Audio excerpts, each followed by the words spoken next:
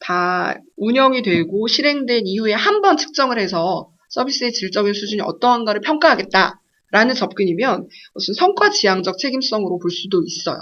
하지만 여기서는 특정 수준을 지속적으로 유지해 가고 있는가 과정에 대한 설명을 하고 있는 것이기 때문에 바로 과정 지향적 책임성이 포함이 되는 것입니다.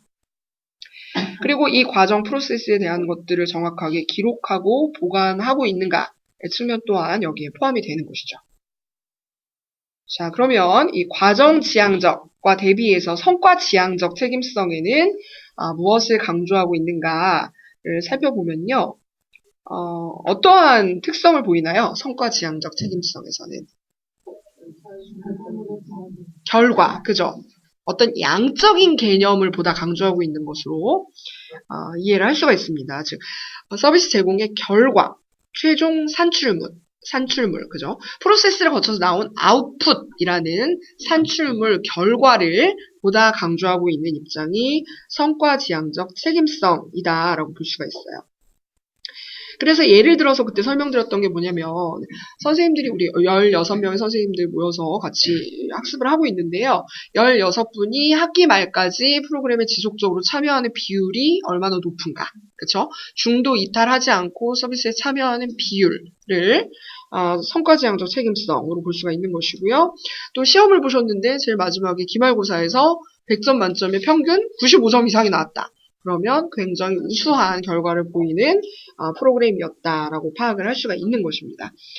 그리고 사전 사후 평가 같은 것들 말씀드렸었는데 서비스가 시작되기 이전의 상태 그리고 서비스가 종결된 이후의 상태를 비교해 보았더니 긍정적으로 신장되어야 하는 요소가 많은 신장 그리고 향상이 이루어졌다라고 했을 때는 그것이 어떠한 특정 성과가 있다라고 판단하는 근거가 된다라는 것이죠. 자, 그래서 거기 들어있는 이제 설명을 보시면요. 제공된 서비스의 총량, 그죠? 양적인 개념이에요. 성과. 이 서비스의 운영을 위해서, 평생교육사 담당자가 나는 몇 시간, 주당 몇 시간을 이 프로그램과 서비스의 운영을 위해서 할애를 했다. 그만큼의 노력을 기울였다라는 것, 그죠? 우리 몇 차시의 수업을 한 학기 동안 했다. 와 같은 개념이 바로 성과에 해당이 되는 것이고요.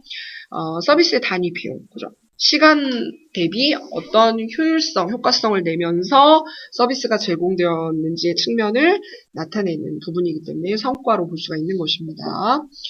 그리고 클라이언트의 서비스 종결률, 이것이 바로 수업에 지속적으로 끝날 때까지 어느 정도 참여율을 보였는가가 이것의 한 이해가 되는 것이고요.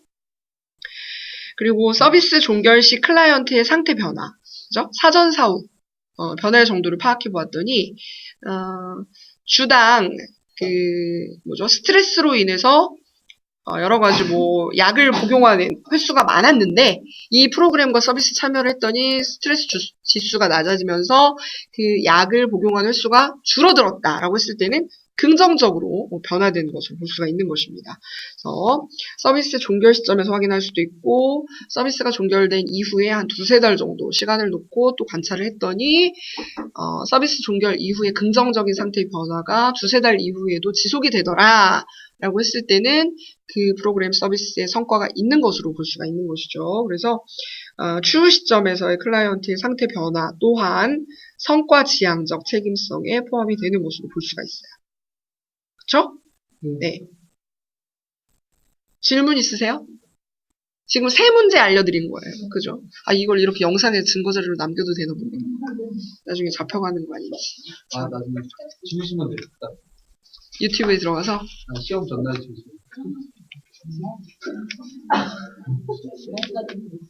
그래야겠네요. 왜냐면 나중에 똑같은 문제를 낼 수가 없으니까. 그쵸? 내년 이맘때에 이걸 발견하는 사람은 이제 다 100점을 맞겠죠.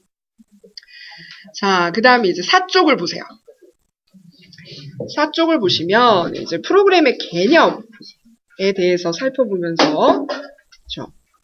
선생님들 프로그램이 뭐라고 생각하시나요? 이렇게 질문을 했었어요. 그래서 예로 들어서 이제 말씀드렸던 것이 TV 프로그램을 편성할 때, 그쵸?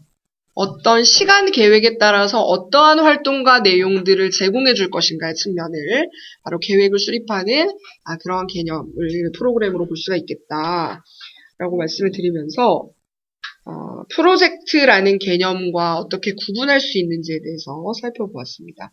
근데 이것은 혼용해서 이제 현장에서 많이 쓰이고 있긴 하지만 뭐가 더 큰 개념인가요? 프로젝트. 큰 개념. 큰 개념. 네, 큰 개념. 그죠? 네, 프로그램. 네.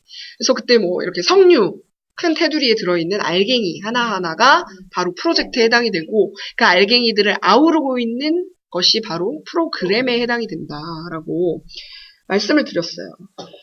자, 그러면 우리가 평생 교육에서 프로그램 개발을 어떻게 할 것인가에 대해서 살펴보면서 상위의 개념부터 내려오는 이 P로 시작하는 서비스의 단위들을 좀 정리를 해볼 수가 있는데요. 자, P로 시작하는 두 개의 단어가 지금 말씀드린 프로젝트와 프로그램이에요. 그죠? 프로젝트가 더 큰 개념이고 프로그램이 더 작은 개념이에요. 그러면 P로 시작하는 두 개의 활동, 그 위에 위치하는, 그죠? 프로젝트라는 활동 위에 위치하는 두 개의 P로 시작하는 활동 두 개가 더 있을 수가 있어요. 그게 뭘까요? 먼저 프로젝트 바로 위에 프로그램은 프로젝트 바로 위에는 프로그램이고요. 예. 프로그램 바로 위에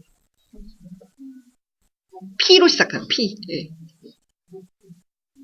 P로 시작하는 플랜. 그죠? 예, 예.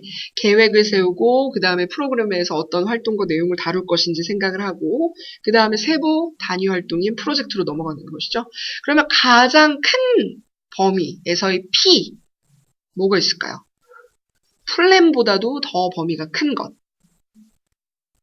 우리가 광명 평생학습원에서 어떠한 계획을 한 학기 동안 실행을 할 것인가에 대해서 계획을 수립한다. 그러면 광명 평생학습원에 영향을 미치는 상위 기관이 있잖아요. 평진원, 그죠? 평생교육진흥원, 그리고 그 위에는 또 교육부가 있겠죠. 이와 같이 국가적 차원에서 정책이 영향을 미치죠. 그래서 정책이라는 policy라는 개념이 영향을 미치게 되는 것입니다. 그렇죠?